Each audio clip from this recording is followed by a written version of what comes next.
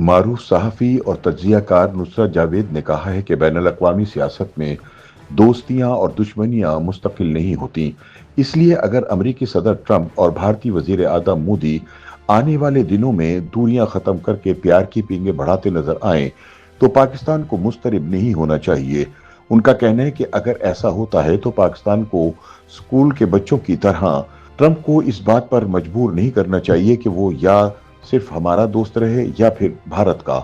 روزنامہ نوائے وقت کے لیے اپنے تجزیے میں نصرت جاوید کہتے ہیں کہ حالیہ مہینوں میں صدر ٹرمپ کی پاکستان کی عسکری اور سیاسی قیادت کے ساتھ آؤٹ آف دی وے جا کر محبت دکھانے کے باوجود انہیں ایک لمحے کے لیے بھی یہ مبالغہ نہیں ہوا کہ ٹرمپ خود کو بھارت سے اتنا دور کر دے گا کہ وہ روس کے ساتھ چلا جائے گا۔ ان کا کہنا ہے کہ پاکستان کو افغانستان کی وجہ سے امریکہ کا نیٹو میں شریک ہوئے بغیر اتحادی کہا جاتا تھا، لیکن نان نیٹو اتحادی کا درجہ بھی ہمیں یورینیم کی افزودگی اور استعمال کے لیے ویسے ہی اچھا معاہدہ فراہم نہ کر سکا جیسا کہ بھارت نے افغانستان کے تناظر میں امریکہ کی حمایت نہ کرنے کے باوجود حاصل کر لیا۔ نصرت جاوید بتاتے ہیں کہ مقبوضہ کشمیر میں نام نہاد دراندازی اور تخریب کاری کو روکنے کے نام پر اسرائیل نے انڈیا کو اپنے جاسوسی ماہرین اور جدید آلات کے ذریعے بے مثال مدد فراہم کی۔ اسرائیل اور بھارت کے مابین تعلقات آج اس دور سے کہیں گہرے ہو چکے ہیں اور اسرائیل امریکہ کا قریب ترین حلیف ہے۔ کلنٹن اور بش کے برعکس ڈونلڈ ٹرمپ اپنے پہلے دور اقتدار میں بھارت کے مزید قریب آتے ہوئے نریندر مودی کا ذاتی دوست بھی ہو گیا تھا۔ ان دونوں نے ایک دوسرے کی انتخابی مہم میں حصہ ڈالنے کے لیے پہلے ٹیکساس اور بعد ازاں مودی کے گجرات میں جلسوں سے خطاب کیا۔ مودی کے ناز نخرے اٹھاتے ہوئے ٹرمپ نے اپنے پہلے دور اقتدار کا آغاز پاکستان کو برا بھلا کہنے سے شروع کیا۔ لفظی گولہ باری کے بعد ٹرمپ نے سابق وزیر اعظم عمران خان کو وائٹ ہاؤس بلوایا۔ ان کا خیر مقدم کرتے ہوئے ٹرمپ نے یہ داستان سنائی کہ جاپان کے شہر اوساکا میں بھارت کے وزیر اعظم نے اس سے درخواست کی کہ وہ مسئلہ کشمیر حل کرنے کے لیے ثالثی کا کردار ادا کرے، لیکن بھارت نے نہایت مکاری سے فقط ایک مختصر بیان کے ذریعے اس دعوے کی تردید کر دی۔ البتہ مقبوضہ کشمیر کو بھارت کا مستقل حصہ بنانے کے لیے ایک جامع منصوبے پر کام شروع کر دیا گیا۔ نصرت جاوید کہتے ہیں کہ بالآخر اگست 2021 میں وہ ہو گیا جس کا مجھے اندیشہ تھا۔ مودی سرکار نے آرٹیکل 370 نافذ کرتے ہوئے جموں و کشمیر کی آزاد حیثیت ختم کر دی۔ ٹرمپ کے دوبارہ صدر منتخب ہو کر وائٹ ہاؤس آنے کے بعد اکثر لوگوں کو شبہ تھا کہ وہ پاکستان کے لیے خطرناک حد تک بھارت کے زیادہ قریب ہو جائے گا۔ اس حوالے سے امریکہ میں مقیم عاشقان عمران خان اپنی ترجیحات سے مغلوب ہو کر ضرورت سے زیادہ پر امید تھے، لیکن وہ یہ بات فراموش کر گئے کہ امریکہ اگر واقعتاً جمہوریت کا دل دادا ہوتا تو جنرل ضیاء اور جنرل مشرف اس کے پسندیدہ ترین حلیف نہ رہتے۔ سینئر صحافی کے مطابق صدر ٹرمپ نے اقتدار سنبھالنے کے بعد عاشقان عمران خان کو مایوس کیا، مگر ہم پاکستانیوں کی اکثریت اس سے خوش ہونا شروع ہو گئی۔ رواں برس مئی میں ہوئی پاک بھارت جنگ کو ایٹمی ہونے سے روکنے کے لیے اس نے حقیقتاً کلیدی کردار ادا کیا، لیکن نریندر مودی انتہائی ڈٹائی سے ٹرمپ کا کردار جھٹلاتا رہا۔